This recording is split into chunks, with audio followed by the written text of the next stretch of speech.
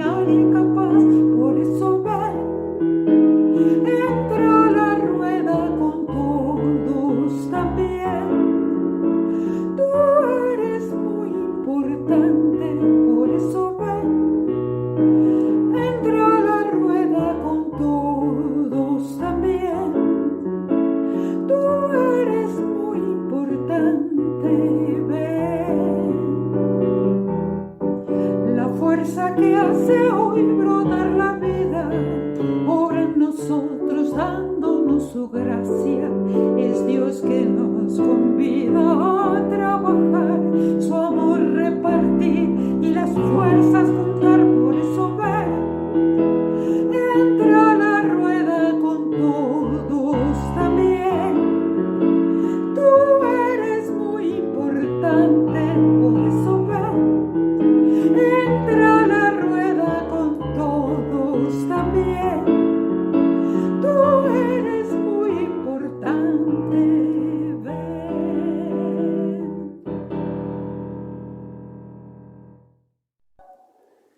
Qué lindo que una vez más nos podemos encontrar en esta mañana para celebrar este encuentro con el Señor, recordar su palabra y meditar en torno a ella. Y por eso vamos a comenzar este espacio, este momento, invocando la presencia de nuestro Dios, Padre, Hijo y Espíritu Santo, convencidos que nuestra ayuda es en el nombre del Señor, quien hizo los cielos y la tierra. Amén. Un versículo bíblico del profeta Isaías en el capítulo 43 que dice: pero ahora Israel, pueblo de Jacob, el Señor que te creó te dice, no temas, que yo te he libertado, yo te llamé por tu nombre, tú eres mío. Si tienes que pasar por el agua, yo estaré contigo, y si tienes que cruzar ríos, no te ahogarás. Si tienes que pasar por el fuego, no te quemarás, porque las llamas no arderán en ti, si yo estoy contigo. Y en este marco comenzamos este encuentro, y vamos a tener un momento de escuchar la palabra del Evangelio para esta mañana. La lectura de hoy se encuentra en Filipenses, capítulo 2, de los versículos 5 al 11, y dice así: tengan unos con otros la manera de pensar propia de quien está unido a Cristo Jesús, el cual, aunque existía con el mismo ser de Dios, no se aferró a su igualdad con él, sino que renunció a lo que era suyo y tomó naturaleza de siervo, haciéndose como todos los hombres y presentándose como un hombre cualquiera, se humilló a sí mismo, haciéndose obediente hasta la muerte en la cruz. Por eso, Dios le dio el más alto honor y el más excelente de todos los nombres, para que, ante ese nombre concedido Jesús, doblen todas las rodillas en el cielo, en la tierra y debajo de la tierra, y todos reconozcan que Jesucristo es Señor, para gloria de Dios Padre. Os invito a que tengamos un momento de oración, de quietud en nuestro corazón y en nuestra mente para comunicarnos con nuestro Dios. Señor, en esta mañana queremos darte gracias porque una vez más podemos reunirnos de esta manera, porque podemos sentir que a pesar de que nos distancia una pantalla, pero estamos comunicados en comunidad y sintiendo tu presencia en medio nuestro. Esta mañana, Señor, queremos confesarte que no somos muy obedientes a tu palabra, que muchas veces dejamos de lado tus enseñanzas y seguimos nuestros propios principios, nuestras propias ideas. Ayúdanos, Señor, a que podamos retornar a tu palabra, escuchar tus enseñanzas y ponerlas en práctica, aunque muchas veces se nos haga difícil en una sociedad tan distante de ti, Señor. Pero fortalécenos a través de tu palabra y tu bendición, y ayúdanos a darnos cuenta cuando estamos desoyendo tu palabra. Bendícenos en tu nombre, te lo pedimos. Amén. Queridas hermanas, queridos hermanos. Hoy quiero comenzar con una serie de reflexiones. Nos vamos a salir un poco de la rutina de la agenda evangélica, aprovechando este tiempo donde se nos permite, en el tiempo después de Trinidad, cierta libertad para manejar los textos, una serie de reflexiones que tienen que ver con algunos principios que usó Jesús en su ministerio, que creo y estoy convencido que tendríamos que reaprender o reestudiar para nuestro ministerio en nuestras comunidades de fe en la actualidad. Principios, o conceptos, metodologías que usó Jesús en su ministerio para propagar su misión. Y creo que tiene que ver con, dicho de otra manera, a la luz del Evangelio, a la luz de las enseñanzas de Jesús, ¿qué cambios deberíamos hacer en la forma de ser de nuestras iglesias, de nuestras comunidades de fe, para parecernos un poco más a lo que Jesús pretendía de nosotros como sus discípulos? Y para eso 3 premisas. La primera, tenemos que volver a leer el Evangelio en clave de misión, en la clave de lo que Jesús vino a hacer a este mundo, y por lo tanto, al leer el Evangelio, también el segundo paso sería dejar de hacer aquellas cosas que Jesús no hizo. Esto lleva consigo la premisa de que hay muchas cosas que en la vida eclesiástica hoy en día estamos haciendo o estamos destinando tiempo, esfuerzos e inversiones en cosas que Jesús no enseñó en su ministerio. Por lo tanto, la tercera es empezar a hacer aquellas cosas que nosotros no estamos haciendo y que Jesús sí hacía. Para eso les propongo una serie de 12 domingos en los cuales vamos a ver en cada uno de ellos algunos de esos principios del ministerio de Jesús y reflexionar cómo andamos con esos principios. ¿Por qué esto? Porque estos principios le van a dar, así como le dio a Jesús, el fundamento, la misión, la base, tener claridad para cuál es nuestra tarea como iglesia, como comunidad de fe hoy en la actualidad.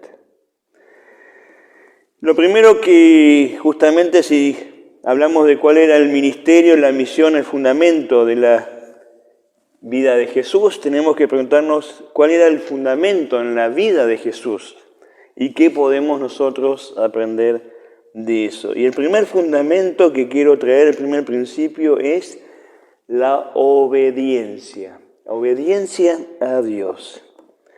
Y en el fondo la pregunta es, obediencia a la misión que Dios le encomendó a Jesús y nuestra obediencia a esa misión que nos delegó Jesús a nosotros hoy en día. Y en la primera carta a los Corintios vamos a escuchar ahí en el capítulo 15, versículos 3 y 4, lo siguiente. El apóstol Pablo, que se dirige a la comunidad de los Corintios, dice: en primer lugar, les he enseñado la misma tradición que yo recibí, a saber, que Cristo murió por nuestros pecados, según las Escrituras, que lo sepultaron y que resucitó al tercer día, también según las Escrituras, y que se apareció a los discípulos, a mí como apóstol y por último también a todos los demás. O sea, Jesús tenía en claro que su misión era, como dice el apóstol Pablo, morir por nuestros pecados. Su misión era morir en la cruz para que se cumpliera la promesa de Dios de que va a perdonar a través de la expiación los pecados de la humanidad. Y si leemos los evangelios a lo largo y ancho de ellos, podemos darnos cuenta que Jesús cumplió en todo momento con esa premisa. Él sabía que tenía que venir a la tierra para anunciar las buenas nuevas de parte de Dios, perdonar y reconciliar a la gente con Dios y morir en la cruz como entrega de expiación para el perdón de los pecados de la humanidad.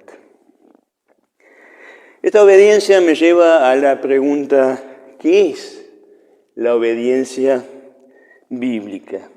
Y yo sé que hoy en día la palabra obediencia no suena bien a los oídos modernos o posmodernos, en una sociedad que busca constantemente transgredir los límites.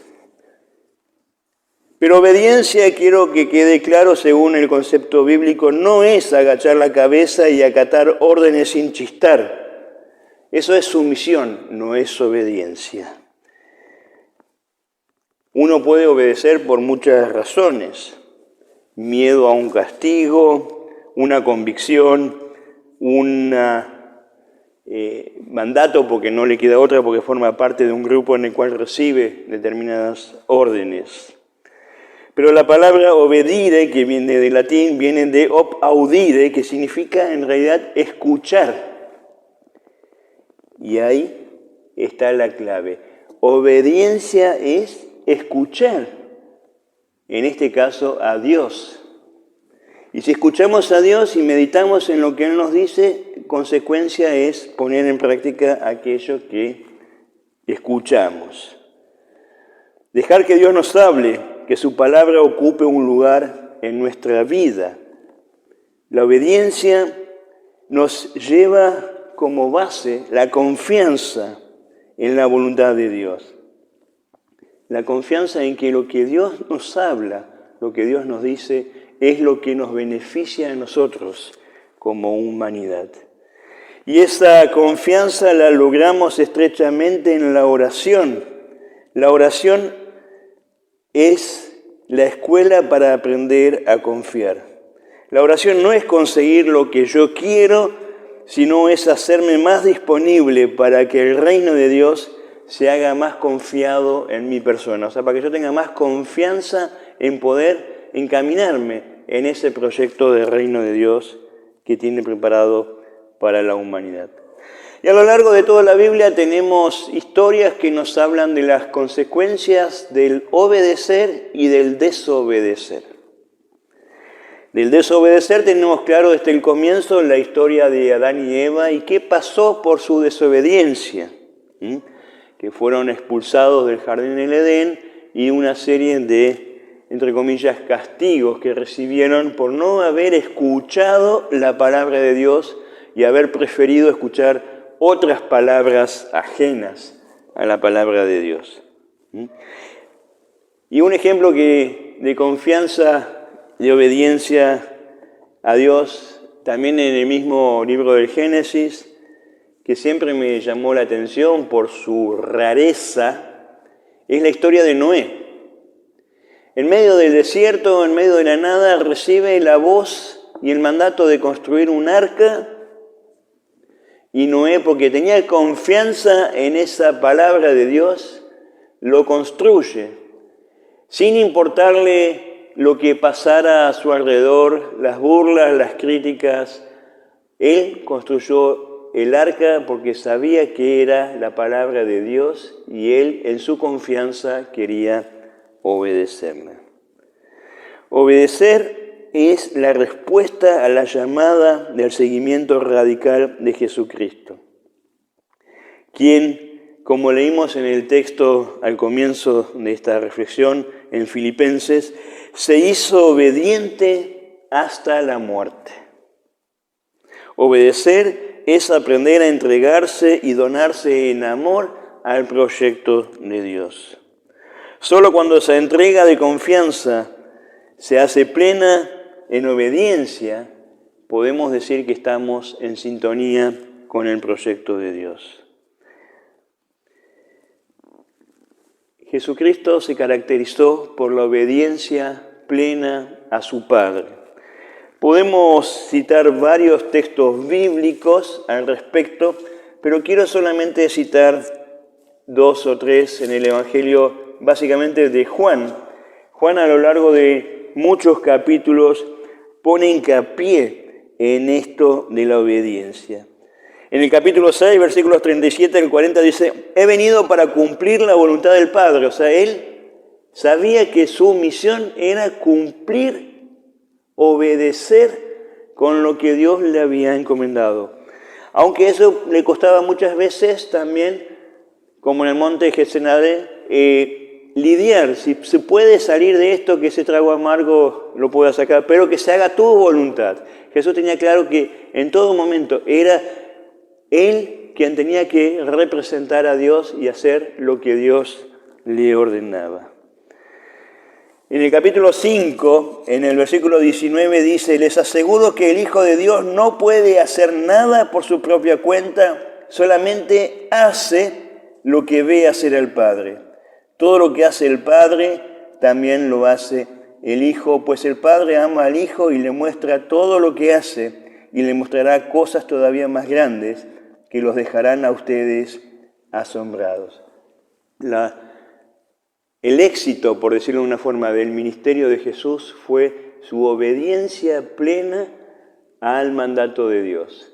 Él tenía claro cuál era su misión y para qué vino a la tierra, y lo cumplió fielmente hasta en la cruz.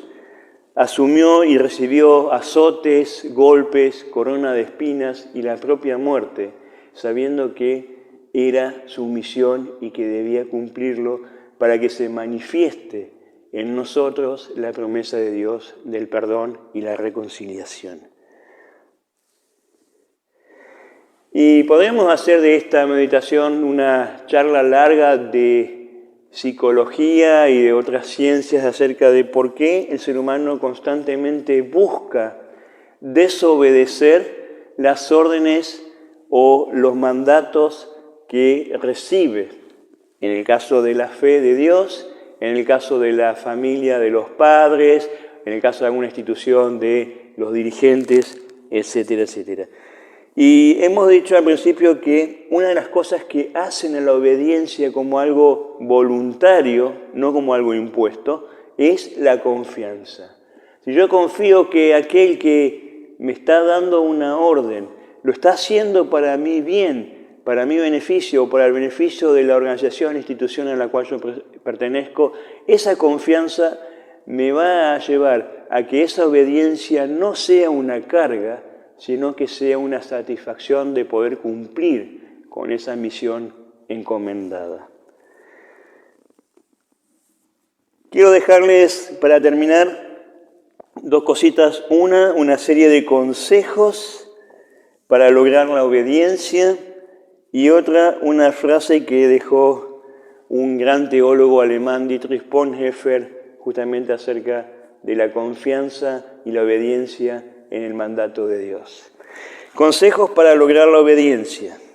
Primero y principal, la obediencia tiene que ser una decisión personal. Decide confiar en Dios.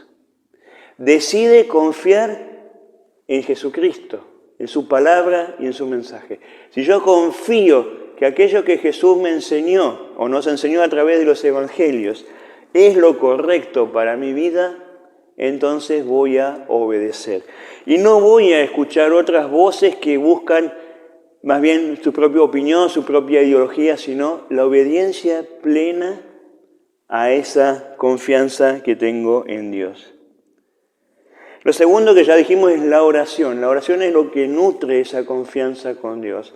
En oración, como Jesús, cada vez que tenía que tomar una decisión o hacer algo importante en su ministerio, lo primero que hacía era se retiraba a solas para orar con Dios, para fortalecerse en esa confianza, en ese vínculo.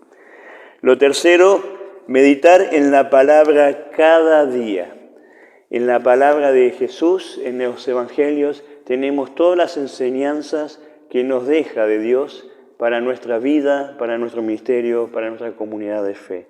Todo lo que sale o se aleja de esa enseñanza, es opinión personal y es discutible, pero todo lo que sale y se desprende de la palabra del Evangelio es para obedecer confiadamente y alegremente porque viene de Dios. Lo cuarto es disponerte a caminar aunque la senda no sea clara. Muchas veces no tenemos claridad en qué tenemos que hacer en la obediencia a Cristo o a Dios. Pero el hacerlo también nos permite que Dios actúe en nosotros, que a través de su Espíritu Santo Él permita mostrarnos cuál es el camino que debemos llevar y afrontar. Estar preparado para experimentar el conflicto sería la quinta sugerencia. Todo aquel que se aferra a las enseñanzas de Jesús en estos tiempos, en algún momento de su vida se va a enfrentar a un conflicto. Porque hay muchas voces, muchas opiniones y muchas personas, como en la época le pasó a Adán y Eva, que quieren cambiar el rumbo de las enseñanzas de Dios, y la confusión viene cuando uno no tiene esa confianza, esa claridad o esa presencia de las Escrituras, y entonces no sabe para dónde ir. Pero si uno está firme en sus convicciones y confía en Dios, también puede asumir con firmeza esa convicción. Dejar que las consecuencias sean tomadas por Dios. Si Dios nos encomienda algo y nosotros vemos difícil el camino, Dios seguramente nos va a ayudar a que lleguemos a buen puerto con el camino que hemos asumido. Y de eso tenemos historia en los profetas, muchas historias de los profetas que siguieron su camino que Dios le había encomendado, pasaron por todas las adversidades, pero llegaron a un buen resultado, porque dejaron esas decisiones en manos de Dios. Y por último, dejemos que Dios bendiga lo que hagamos y lo que hacemos, si lo que hacemos es el camino de la obediencia a las enseñanzas de Jesús. Y déjame terminar con un pensamiento de Dietrich Bonhoeffer, porque justamente en la historia de Dietrich Bonhoeffer se muestra claramente lo que es el conflicto de tener que decidir si obedezco al mundo, al régimen establecido, o obedezco lo que dice el Evangelio. Todos conocemos la historia de Dietrich Bonhoeffer en la Segunda Guerra Mundial, que fue puesto en un campo de concentración por desobedecer el mandato del Tercer Reich de Adolfo Hitler, y murió asesinado. Pero él, en una de sus cartas desde la cárcel de Tegel en 1943, escribe lo siguiente: ¿quién se mantiene firme? Solo aquel para quien la norma suprema no es su razón, sus principios, su conciencia, su libertad o su virtud, sino que es capaz de sacrificarlo todo cuando se siente llamado en la fe y en la sola unión con Dios a la acción obediente y responsable. El responsable, cuya vida no desea ser sino una respuesta a la pregunta a la llamada de Dios, en la subordinación de todos los deseos y pensamientos personales a la misión que nos había encomendado, vemos el sentido y la grandeza de nuestra vida. O sea, lo que dice Bonhoeffer, que en esa sumisión, en esa obediencia voluntaria que yo hago al obedecer a Dios y entregar mi vida, estoy dispuesto a sacrificarme más allá de las imposiciones de un sistema o de un régimen imperante. Y para cerrar, en el libro de los Hechos, en el capítulo 5, versículo 29, dice: hay que obedecer a Dios antes que a los hombres si quieres tener bendición. Un jueguito o una dinámica que hago siempre con los confirmandos para mostrar algunas grandezas que tiene la Biblia es lo siguiente. Contrariamente a lo que todos piensan, la Biblia es muy matemática. Tiene muchas cosas con las cuales uno puede jugar con los números y con las matemáticas. ¿Cuál es el versículo que está en el centro de la Biblia, tomando Antiguo y Nuevo Testamento? Lo que está en la mitad de la Biblia es el Salmo 118, versículos 8. Y que dice exactamente lo mismo que leímos en el libro de los Hechos. Dice, es mejor confiar en el Señor que confiar en el hombre. Antes de ese versículo que está justo en el medio hay 1188 versículos. Salmo 118, 8. 1188 versículos y después hay 1188 versículos. El versículo que está en el medio, en el centro de toda la Biblia, dice, es mejor confiar en el Señor que confiar en el hombre. Y esa es la invitación a este primer principio del ministerio de Jesús. Confiar plenamente en la misión que Dios nos ha encomendado, de servirlo a Él, de alabarlo a Él y de ayudarlo en la construcción de un nuevo reino de justicia, de amor y de paz. Ojalá podamos, en una obediencia voluntaria y agradecida de que Dios nos da una misión en esta tierra, cumplirla fielmente. Bendiciones para todos. Amén.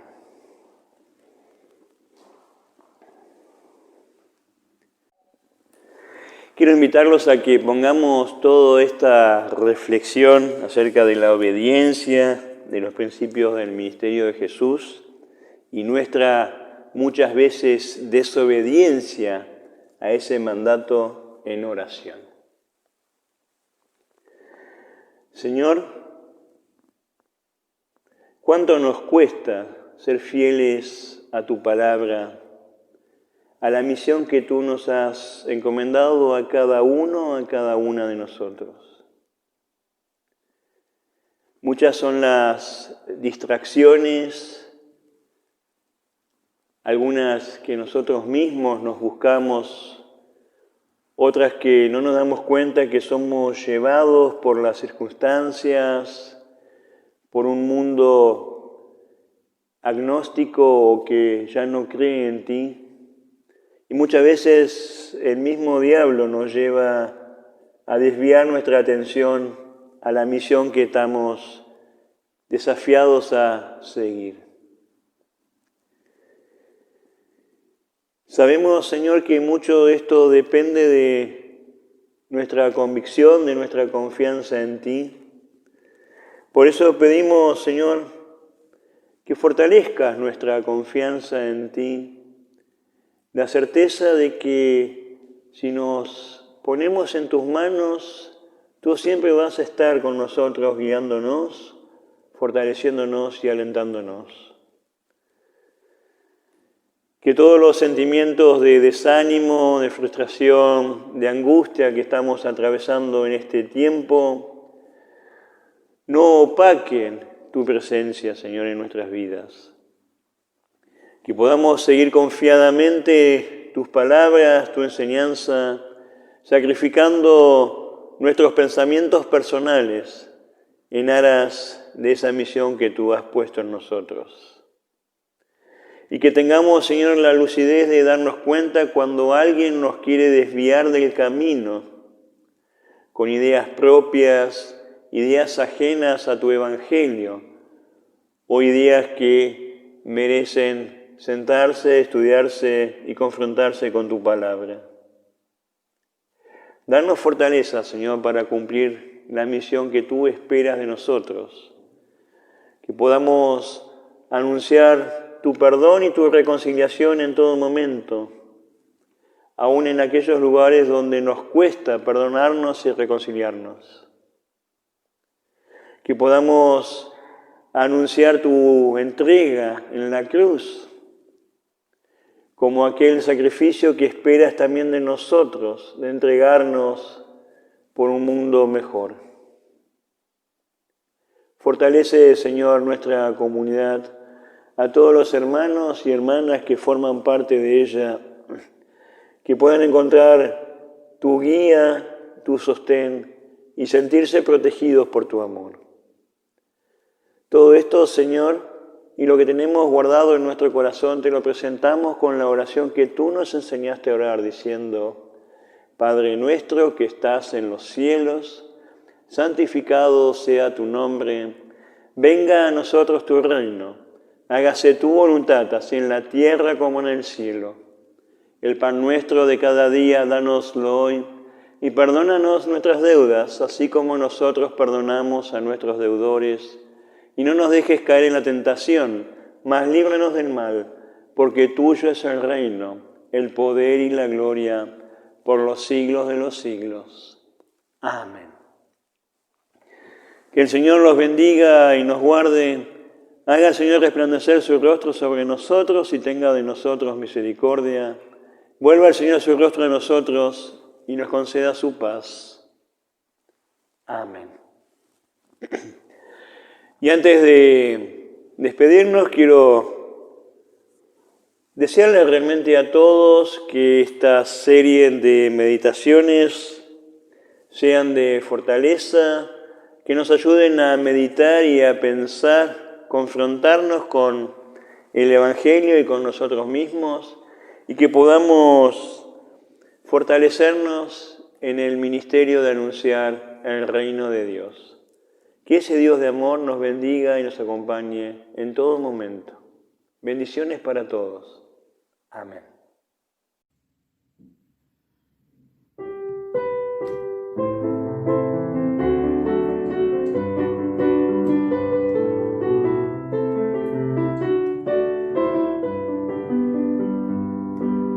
Hace tiempo tu presencia se revela entre nosotros. Hay huellas en nuestra vida de aquellos que te sirvieron. Son tus señales, tal como ayer. Ven hoy también, revélate y habita entre nosotros otra vez, tal como ayer. Ven hoy también, revélate y habita entre nosotros otra vez. Queremos que nos enseñes a aceptar tu ofrecimiento de ser luz en nuestro mundo para que alumbre tu reino de vida nueva. Tal como ayer, ven hoy también, revélate y habita entre nosotros otra vez. Tal como ayer, ven hoy también, revélate y habita entre nosotros otra vez. Presos de sombra de muerte, quedamos paralizados. Odio, rencores, violencias nos tienen acorralados.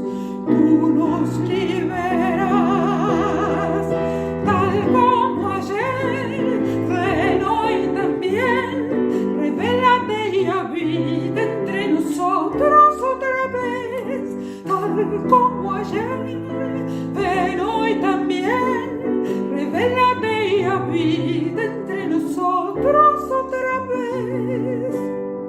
Hoy es el tiempo preciso, vamos alegres contigo, no quedamos atrapados